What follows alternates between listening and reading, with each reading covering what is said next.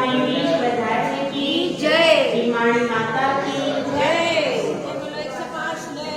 माता जी की जय। राधिका संघ की जय। इस जीवन की धारा में एक नदी बहती है। उस नदी में स्वच्छ जल भी है, कीचड़ भी है, पत्थर भी है और फूल भी है। नदी में आप सबने देखा होगा क्या क्या होता है। ऊपर ऊपर स्वच्छ निर्मल ठंडा पानी होता है, नीचे क्या होता है, काई भी होती है, कीचड़ भी होती है और पत्थर भी उसमें है कि नहीं, और उसमें कमल के फूल भी बहते रहते हैं उस नदी में। तो अपन सब उस नदी में नाना प्रकार की चीजें देखते हैं। किसी को कोई वस्तु अच्छी लगती है, किसी को कोई वस्तु अच्छी लगती है। फूल सबको अच्छे लगते हैं। फूलों को देख करके कोई रोता हुआ भी होगा तो भी हंसना होता है, लेकिन कीचड़ और काई किसी को पसंद नहीं आती, नहीं होती। पत्थर भी पसंद नहीं होती। अगर पत्थर सुंदर हो तो बात अलग है, और अगर पत्थर कैसे हो, पत्थर कठोर हो तो किसी को पसंद नहीं है। ऐसा ही जीवन है हमारा कि इस जीवन में जितने लोगों से हम मिलते हैं उनमें कुछ अच्छाइयां भी होती हैं और कुछ बुराइयां भी होती हैं। वही व्यक्ति जब मोक्ष मार्ग पर बढ़ते हैं तो उनकी सब बुराइयां खत्म नहीं हो जाती। बुराइयों को खत्म होने में समय लगता है। जब तक वे अनंत अवस्था में नहीं पहुंच पाते तब तक बुराइयां बनी होती। इसलिए जो कि इस रास्ते पर है उनमें भी दोष भी है और गुण भी। हमको क्या करना है? हमको गुणों को ग्रहण करना है और दोषों को छोड़ना है। ऐसे अपन बोलते हैं ना, मेरी कामना है गुण ग्रहण का भाव रहित, दृष्टि न दोषों पर जाए। तो आज का यह अंक जिसका नाम क्या है, उपगुण अंग, वह अंग यही सिखाता है कि दोषों को ढक लेना। जो दोष सामने वाले के दिखाई दे रहे हैं और वह धर्मात्मा पुरुष है, कौन है? सम्यक दृष्टि धर्मात्मा पुरुष की बात हो रही। अन्य लोगों के प्रति तो देखने का भी बात नहीं है। मिथ्या दृष्टि अन्य जीव जो है उनके बारे में तो आपको दृष्टिपात ही नहीं करना। केवल जो सम्यक दृष्टि धर्मात्मा पुरुष है और उनके दोष दिखाई दे रहे हैं तो उन दोषों को ढक लेना चाहिए। ऐसा इस कारिका में आचार्य समर्थवल्लभ स्वामी ने कहा। अपन सब उस कारिका को पढ़ेंगे। स्वयं शुद्धस्य मार्गस्य बाला शब्द जनाश्रयाम्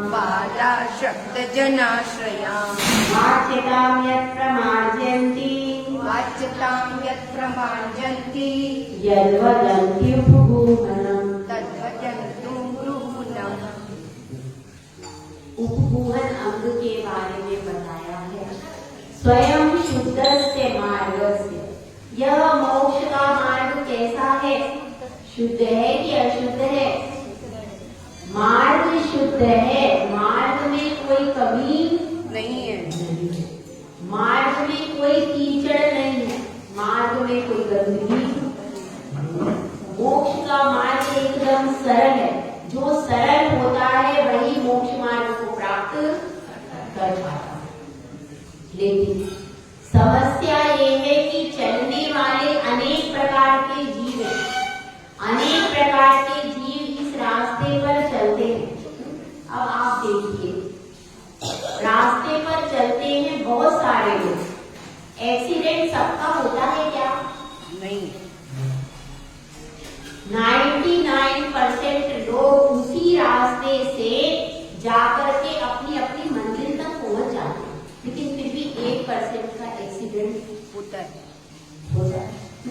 तो अब जब उसी रास्ते पर चल करके 99% लोग सही जगह पर पहुंच रहे और 1% नहीं पहुंच रहा, तो इसका मतलब क्या है? रास्ता सही है कि गलत है?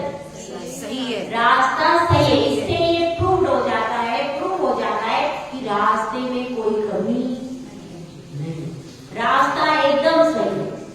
अगर एक्सीडेंट कहाँ पर ज्यादा होते हैं? जहाँ पर बहुत ज्यादा ढलान, जहाँ पर दो जगह पर एक्सीडेंट ज्यादा होते हैं, या तो वहां पर ढलान ज्यादा हो या फिर अंधे मोड़ में एक्सीडेंट की संभावना ज्यादा होती है।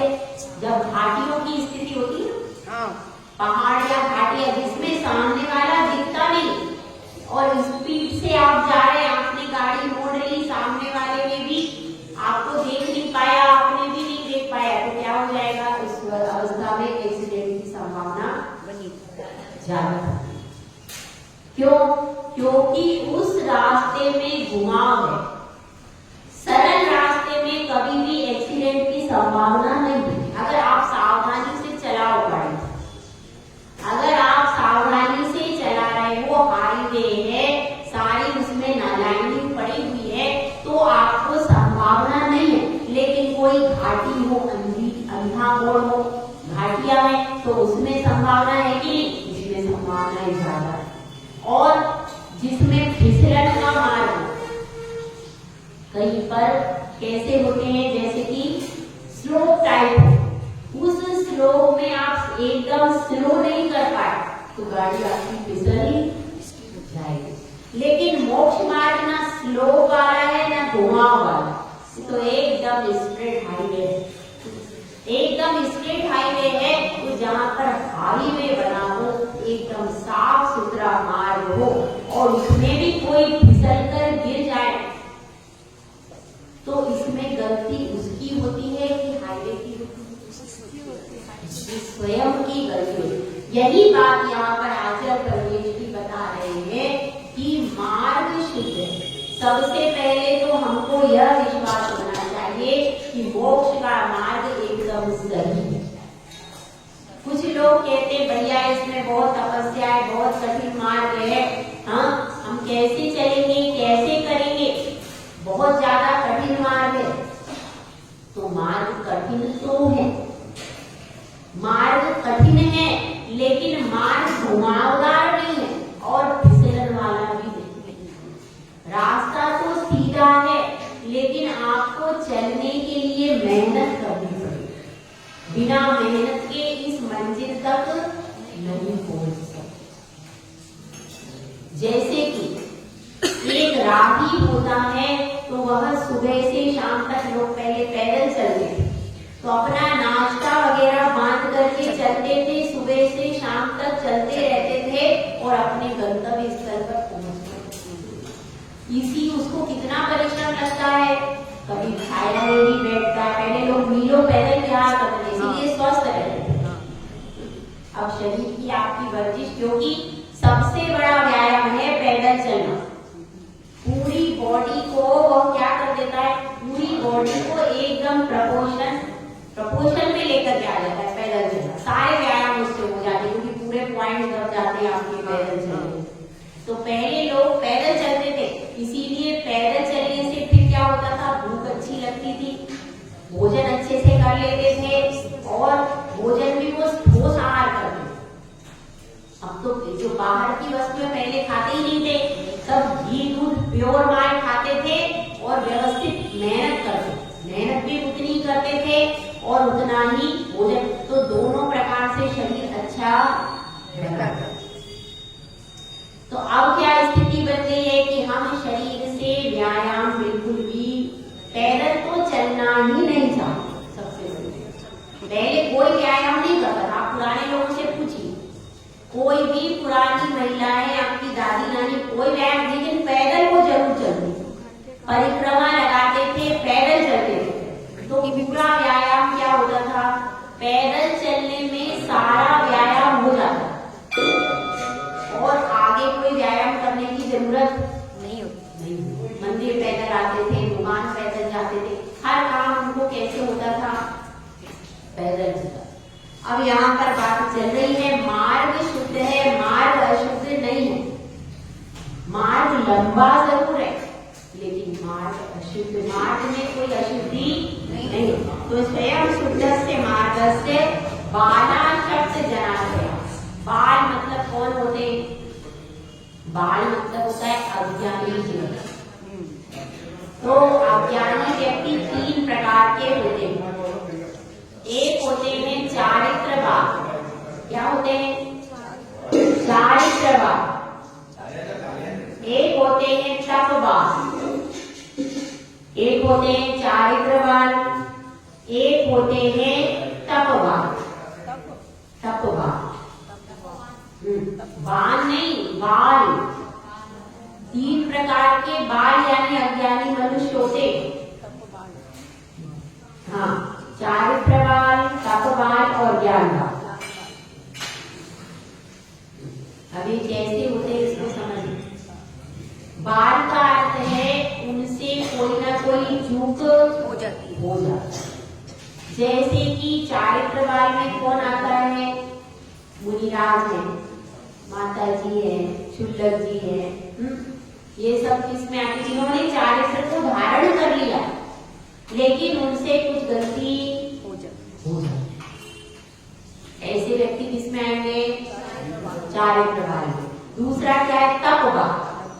तपवान का अर्थ है जो व्रत उपवास करते हैं और व्रत उपवास करने के बाद उनके शरीर में शिथिलता आ जाती है। शिथिलता आ जाती है और फिर अपने षट आवश्यक का पालन नहीं कर पाते। तो ऐसे तपवान होते जो कि तपस्या आदि ज्यादा करते हैं और फिर तपस्या तो करें, उसके बाद में पारने के बाद बहुत ज्यादा शिथिलता स्थिति हो जाती है। तो उस अवस्था में उनको कैसे संभालना? उस अवस्था में यदि उनसे कोई दोष हो जाता है तो फिर उस दोष को ढक लेना। और तीसरा क्या है? ज्ञान। जिनके पास कोई ज्यादा ज्ञान नहीं है या फिर ज्ञान के मामले में उनसे कोई भूल हो जाती, बोलते समय विस्खलित हो जाती, कोई ऐसे वचन जिनके मुख से निकल जाते हैं जो कि जिनवाणी सम्मत नहीं है, ऐसी अवस्था। तो ऐसी अवस्था में भी हमको उनको एकांत में जाकर के समझा करके और शांत होना चाहिए। लेकिन अगर उन्होंने माइक में भी कोई शब्द ऐसे बोल दिए तो दुनिया में उसका ढिढोरा नहीं फेंकना चाहिए। आजकल बहुत चल रहा है व्हाट्सएप पर, हर चीज लोग व्हाट्सएप पर डालते हैं। मुझे तो समझ कोई मतलब नहीं है, हर चीज क्यों डालना? कोई भी साथ में जरा सा स्टेटमेंट दिया तुरंत, ये सब अच्छा नहीं है। कोई जरूरत नहीं है कि साथ में अगर कोई शब्द बोला उसको एकदम यूट्यूब पे आप संभाल के ही रखो, क्या जरूरत है? जो ज्ञान की बात है वह रखो, बाकी बातें रहना ही नहीं चाहिए, बाहर आना ही नहीं चाहिए। हमारे साधुओं की जितनी भी बातें हैं केवल उनमें जिनवाणी की बातें ही बाहर आना चाहिए। जिनवाणी के अलावा जो और भी कोई बातें हैं वो बाहर आना ही नहीं। अगर कदाचित कोई बातें हैं भी तो वह बातें कैसी होना चाहिए? अंदर ही जैन समाज में रह जाए वही अच्छा है। क्योंकि व्हाट्सएप पर कितने लोग देखते हैं, कोई सीमा है? तो यहाँ पर बात चल रही है बाल। बाल का मतलब है जो चारित्रिक दृष्टि से कहीं उनसे शिथिलता हो रही है, ज्ञान के मामले में बोलने में स्खलन हो रहा है, अथवा तपस्या करने के कारण शरीर शिथिल हो गए। अब उनको सामने की चीटी नहीं दिख पाई, पैर एकदम फिसल गए, ऐसी भी स्थिति हो सकती है। तो उस स्थिति में हम बाहर जाकर ये प्रचार प्रसार न करें, माता जी ने तो ध्यान ही नहीं रखते, महाराज जी ध्यान ही नहीं रखते, वो रखते हैं लेकिन किसी कारण से उनको ध्यान नहीं रख पाए, कोई कारण बन गया, तो उस अवस्था में उनको बता दो आप काम करने जाते हैं, लेकिन उसका प्रचार प्रसार अन्य जगह पर मत करो। ठीक है, तो ये तीन प्रकार के समझ में आ गए ये बात। और एक होता है दर्शन बाल। दर्शन बाल का अर्थ यह है कि वे सम्यक दर्शन को पालन कर रहे हैं, 8 जो है अंग को पालन कर रहे हैं, लेकिन 8 अंगों को पालन करते करते भी किसी अंग के पालन करने में उनसे चूक हो जाती। यह कौन हो सकता है? ये श्रावक भी हो सकते हैं, ये श्रावक भी हो सकते हैं और कोई कदाचित मुनियादि भी हो सकते, दोनों हो सकते हैं, कह नहीं सकते। तो ऐसी अवस्था में वो पालन करता है व्यक्ति, लेकिन किसी एक में, किसी एक अंग में या मूर्ता में या कहीं उससे कोई ना कोई दोष लग रहा है। आप देख रहे हो कि यह दोष इससे बराबर लग रहा है, तो उस दोष को जाकर बाहर कहना नहीं चाहिए। ये समझ में आ गया?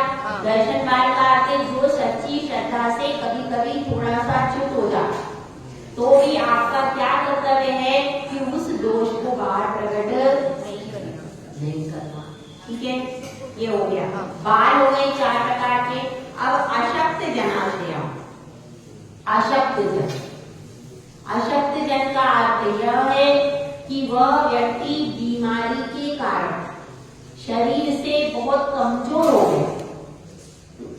कोई ऐसे साधु होते हैं, दीक्षा के समय पर खूब अच्छा शरीर था, सब कुछ अच्छा था, लेकिन दीक्षा के बाद क्या हो गया? कोई बीमारी हो गई, कोई परेशानी हो गई, तो वो क्या हो गया? कमजोर हो गया शरीर।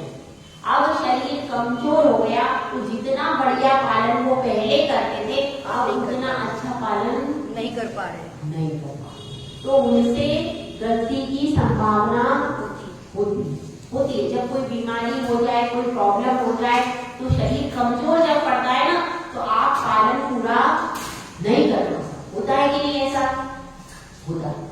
तो अशक्त अवस्था में जब शरीर कमजोर पड़ गया, कोई रोग हो गया इतना, अब कितने साधु को कोरोना हो गया था, तो उस अवस्था में उनका शरीर कैसा हो गया? बहुत कमजोर हो गया। तो जो कमजोर शरीर पड़ जाता है, तो उसमें क्या कहेंगे? वो अशक्त हो गया। अब उसमें उतनी शक्ति नहीं है कि षट आवश्यक का पालन कर रहा है। कभी ऐसा हुआ कि भाई सामयिक की उसने भक्ति पढ़ ली या सुन ली, उसके बाद 48 मिनट बैठने की सामर्थ्य नहीं है, तो क्या होता है उस समय पर? उसने जाप आदि करके लेटे लेटे भी वो जाप कर सके, ऐसा भी होता है। तो उस अवस्था में आपके नहीं माता जी तो सामयिक नहीं करते, 48 मिनट का नियम है, तो वह भी इंसान है। जब आप 4 बार पानी पीते हो, 4 बार दवाई लेते हो, तो आपको साधु बीमार पड़ेगा तो वह क्या करेगा? उसको भी तो शरीर में बैठने की सामर्थ्य नहीं है, कमर कैसी हो जाती है, कमर में दर्द है, बैठ नहीं पा रहे। तो उस अवस्था में लेटे लेटे भी यदि कोई जाप कर रहा है, सामायिक कर रहा है, तो उसका मान नहीं। कब लेते? जब वह कमजोर है, बीमार है, उस अवस्था। जब सक्षम है तब लेट के नहीं करेगा, रोज डेली का नहीं हो रहा है, रोज का नहीं हो रहा है। अगर कोई रोज का कर रहा है तब तो फिर बात ही अलग है। ऐसे तो सब साधु इतने सचेत होते हैं, जिसने घर बार छोड़ दिया, दीक्षा धारण कर ली, वो ऐसे नहीं करते कोई भी साधु। पर रोज का नहीं होगा, कभी कोई विशेष परिस्थिति हो गई तो उस दिन 1-2 दिन के लिए क्या हो जाता है? शरीर में शिथिलता है। तो उस समय पर यदि आपने देखा कि भाई 12 बज रहा है, महाराज जी तो लेटे हुए हैं या माता जी लेटी हुई है, इसका मतलब है माता जी ने सामायिक नहीं की या वो सामायिक नहीं करते। ये भी हो सकता है उन्होंने पहले सामायिक कर ली हो, और ये भी हो सकता है कि उनकी सामर्थ्य नहीं है। कई लोग बूढ़े होते हैं, नहीं होती, कमर में कोई प्रॉब्लम हो गई, तो लेट के भी वो अपनी जाप वगैरह कर रहे हैं, तो उनकी सामायिक। अब आप पूरी परिस्थिति आपने नहीं देखी, तो आपने क्या समझ लिया? नहीं, वो तो दिया का पालन ही नहीं। तो ऐसी धारणा नहीं बना लेना। साधु के लिए भी सारे रास्ते हैं। वो भी यदि बीमार होता है और बाद में फिर वो प्रायश्चित आदि लेते, उनकी कोई क्रिया यदि छूट जाती है। अभी हमारे माता जी है 3 बजे उठ के उन्होंने तत्वार सूत्र भी पढ़ लिया, सहस्रनाम भी पढ़ लिया, और स्वयं स्तोत्र की भी 11 तक उन्होंने पढ़ लिया, और सामायिक भी कर लिया। प्रतिक्रमण भी हम लोगों ने सुना दिया। मतलब इतनी जागरूक है, इतनी स्थिति खराब है, आप लोग देख। तो उसके बाद भी उन्होंने फिर स्वयं स्तोत्र के भी 11 के बाद वो पढ़ने बैठ गई थी कि मैं पूरा स्वयं स्तोत्र कर लूं, सहस्रनाम भी सब कुछ कर लिया तो 3 बजे रोज उठ करके 3 बजे से लेकर के 5:30 तक वो पूरे पाठ रोज करते थे। और कितनी तकलीफ है, उसके बाद में उनको अपनी क्रिया में क्या है, साधु यही चाहता मैंने घर बार छोड़ा क्यों है। अब यदि मैं धर्म ध्यान ही नहीं कर पा रहा हूँ तो घर बार छोड़ने का अर्थ क्या है। तो इस तरह से कभी अशक्त अवस्था में कोई शिथिलता हो जाती है तो उस अवस्था को लेकर के प्रचार प्रसार नहीं करना। साधु तो ऐसे ही होते हैं, साधु तो सामायिक नहीं करते, इस तरह से बाहर प्रचार प्रसार नहीं करना चाहिए। और क्या है, जनाश्रय, लोगों के द्वारा वाच्यता, वाच्यता का अर्थ है निंदा, लोगों के द्वारा निंदा नहीं करना, उस निंदा को जो दूर करता है। वाच्यता का अर्थ क्या है, निंदा, यह प्रमाण्यति, जो उस निंदा को दूर करता है यानी निंदा नहीं करता, वह कौन है, तद वदंत उपगूहनम, वह उपगूहन अंग कहलाता है। इसको क्या कहते हैं, उपगूहन अंग कहलाता है। मतलब दोष जो दिख रहे हैं हमें सामने दिख रहे हैं, लेकिन उन दोषों को ढक देना, उन दोषों का बाहर प्रचार प्रसार नहीं करना। आज साधुओं के प्रति आस्था और श्रद्धा कम होने का सबसे बड़ा कारण है व्हाट्सएप पर हर चीज सामने चल रही है। इसके कारण लोगों की श्रद्धा क्या हो गई है, कम है। पहले देखिए, पहले कुछ भी ऐसा नहीं चलता तो कितनी श्रद्धा थी, पहले बहुत श्रद्धा, ठीक है नहीं। अब उसको देख करके आपने साधु की वास्तविक स्थिति तो जानी नहीं, और आपने सिर्फ 1-2 सेंटेंस सुन लिए या एक कोई परिस्थिति देख ली और हमने तो अपना बांध करके बैठ गए कि भाई कैसा ही था। 2 शब्द सुन लिए या कुछ देख लिया और अपन समझते यही सत्य है, पर वास्तव में वो सत्य होता नहीं है, नहीं सत्य है। इसलिए आज श्रद्धा घटती जा रही। जो पहले आस्था थी साधु के प्रति, वह आस्था कैसी हो गई, आज बहुत कम हो गई। हुई क्या, उसका सबसे बड़ा कारण यही है कि बाहर से बहुत सारा चल रहा, वो जितना ज्यादा आप सुनोगे और जितना ज्यादा देखोगे साधु के बारे में, साधु बहुत ज्यादा करीब हो गया हमारे। पहले साधु दूर था तो उसके प्रति हम चरणों में झुकते थे, अब क्या है, अब व्हाट्सएप पे पूरे दिन देखते रहो साधुओं के प्रवचन। वो एक कॉमन चीज हो गई, कोई स्पेशल चीज नहीं। पहले स्पेशल चीज होगी थी साधु, उसके 2 शब्द सुनना, उसके पास बैठना स्पेशल चीज होती है। तो व्यक्ति का क्या हो जाता है, मन लगता है और वह सोचता है कि वास्तव में धर्म मुझे इन्हीं से मिल सकता है। तो अब यह बात चल रही है वाच्यताम यत् प्रजा प्रमाणित, जो इस निंदा को दूर करता है उसके कौन सा होता है, उसके उपगूहन अंग होता है। और इस उपगूहन अंग को आप समझ गए, इसका थोड़ा सा समझ लें। मार्ग, मोक्ष का मार्ग शुद्ध है और इसमें बाल मतलब अज्ञानी और अशक्त जनों के द्वारा जो निंदा की जाती है, जो उनसे गलतियां हो जाती हैं, उस गलतियों को जो दूर करते हैं यानी उसको बाहर प्रचार प्रसार नहीं करते हैं, उनका कौन सा होता है, उनका उपगूहन अंग होता है। और यहाँ पर ऐसा लिख दिया है कि जिसका उपगूहन अंग नहीं है उसका सम्यक दर्शन भी नहीं, क्योंकि मार्ग अगर आप जो दोषों का प्रचार प्रसार कर दोगे तो लोग क्या सोचेंगे, यह मार्ग ही खराब है, ऐसा लोगों में मान्यता बन जाता है। इसलिए इन दोषों का प्रचार प्रसार नहीं करना चाहिए। इसमें एक कथा आती है, जिनेन्द्रवंत सेठ की कथा, ठीक है। सौराष्ट्र देश में एक नगरी थी और उस नगरी में राजा रहता था, राजा और रानी दोनों थे। उस राजा के एक पुत्र था जिसका नाम था सुबीर। सौराष्ट्र देश के पाटलिपुत्र नगर में। सौराष्ट्र देश का कौन सा? पाटलिपुत्र। आज वर्तमान में पटना कहते हैं। अच्छा, वर्तमान में पटना कहते हैं। तो उस नगर में राजा थे, रानी थी, लेकिन उनका जो पुत्र था वह पुत्र लाड़ प्यार में बिगड़ गया और बिगड़ करके वह सख्त व्यसनी हो गया। इतना अब राजा रानी उसको संभाल नहीं पाए, वह राजमहल से निकाल दिया। राजमहल क्या करे, दिन भर परेशान करता था, तो राजमहल से उसको निकाल दिया। अब वह चोरों का सरदार, क्योंकि क्षत्रिय वंश है, तो नेतृत्व क्षमता होती है, नेचुरल होती है। ये गुण क्षत्रिय जो राजा के पुत्र होते हैं ना, उनमें नेतृत्व क्षमता अपने आप हो जाती है। तो अब वह क्या हो गया, उसका नाम था सुवीर। क्या नाम था? सुवीर नाम था। सुवीर नाम था और वह अब चोरों का सरदार बन के बैठ गया। उसके पास बहुत सारे चोर रहते हैं, सबका नेतृत्व करता और आराम से रहता, चोरों का सरदार बनता। अब उस समय पर एक चर्चा ये चली कि ताम्रलिप्त नगरी, ताम्रलिप्त नगरी में सेठ जिंदत के एक महल, 7 खंडा महल, 7 खंडा महल है और उस 7 खंडा महल के ऊपर एक चैत्यालय है। उस चैत्यालय में पार्श्वनाथ भगवान की बहुत सुंदर प्रतिमा, उसमें 3 छत्र और 3 छत्र के बीच में वैडूर्य मणि जैसा पत्थर लगा।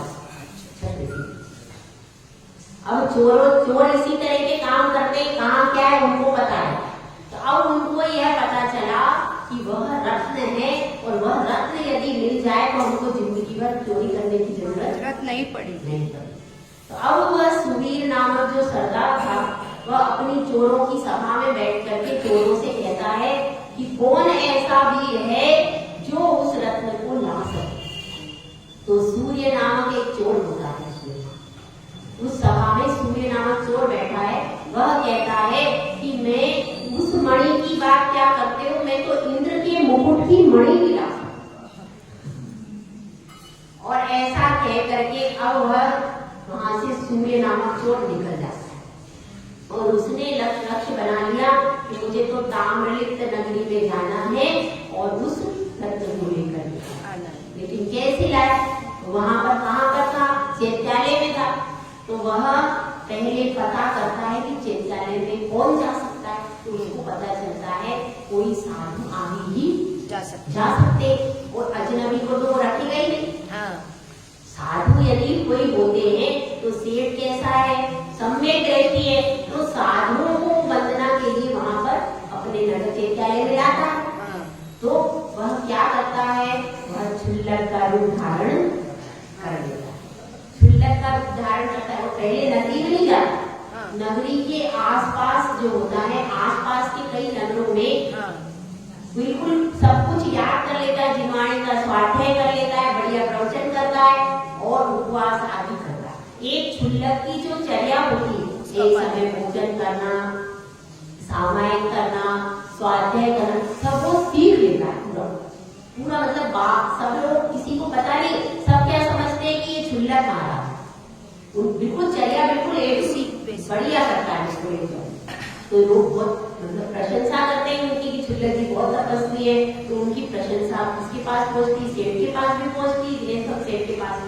तो अब वो सोचता है कि हमको भी क्षुल्लक जी के दर्शन करना चाहिए और उनको मंदिर के दर्शन कराना चाहिए। ऐसी भावना से वो भी ताम्रलिप्त नगरी के करीब आ जाता है। तो सब उसकी प्रशंसा सुन के सेठ जी भी जाते हैं, या हमारे चैत्यालय का दर्शन कीजिए। तो ऐसा कह करके उन क्षुल्लक जी को वहीं पर ले आते। क्षुल्लक जी भी वहां पर शांत भाव से रहते और घंटों बस बैठ करके क्या ध्यान करते। अब उनको तो पता नहीं, गिरिन्द्र से तो अच्छा है ना, मेरा चैत्यालय धन्य हो गया। महाराज दिन भर बैठकर ध्यान करते रहते, तो वो दिन भर बैठकर वहां पर ध्यान करते रहते। तो गिरिन्द्र से तो अच्छा लगता, चलो इतने ज्ञानी ध्यानी साधु आए हमारे यहाँ, बहुत बढ़िया बात है, तो बड़ा खुश होता है। लेकिन उनकी दृष्टि कहाँ पर थी, मणि के ऊपर।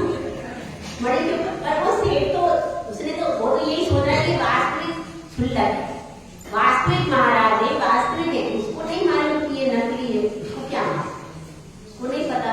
तो वो वास्तव में बिल्कुल ऐसा रहता था कि कोई भी पता ही न कर पाए, और बहुत दिन उसको रहते हुए हो गए।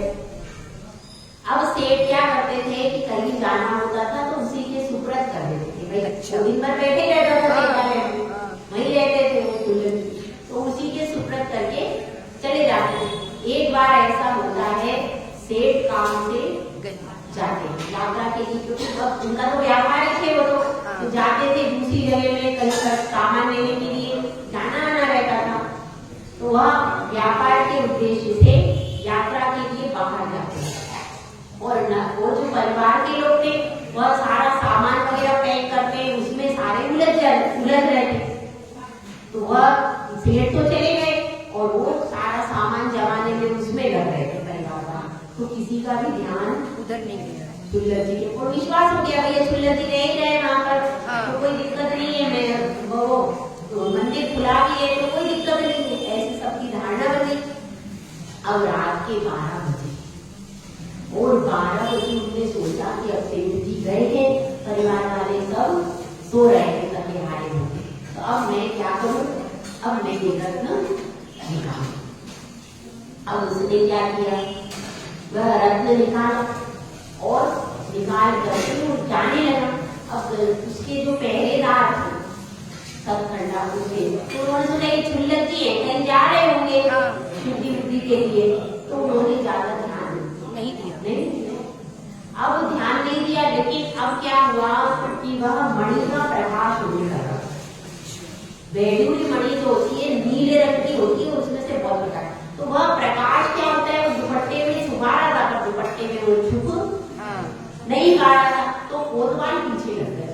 कोतवालों को शक हो गया, कोतवालों को यह शक हो गया कुछ न कुछ गड़बड़ तो है, और रात्रि में ये क्यों भाग रहे, रात्रि में कोई भागे तो कोई ना कोई गड़बड़ तो है, ऐसा सोच करके वे कोतवाल उसके पीछे लग जाते। सूर्य नामक जो था क्षुल्लक करके, तो अब वह आगे आगे भागता जाता है, पीछे पीछे कोतवाल जाते हैं, और वह पूरा नगर पार करके ताम्रलिप्त जो नगरी थी पूरी नगरी पार कर लेते, और पार करके वही जो बाहर सेठ का क्या सिस्टम होता था पहले जहाजों का, कि जहाज आने में थोड़ा टाइम लगता था, जहाज एकदम नहीं आते थे, कुछ देर वेट करना पड़ता था, फिर वो जहाज व्यवस्थित लंगर करते थे, सामान करते थे, और फिर सेठ जी उसमें जाकर के बैठते थे सामान बेचने के लिए या जा रहे होंगे, तो क्या होता है सारा सामान जहाज में भरते हैं, तो सेठ जी अपने कमरे में विश्राम कर रहे थे और नौकर आदि सामान को जमा रहे थे,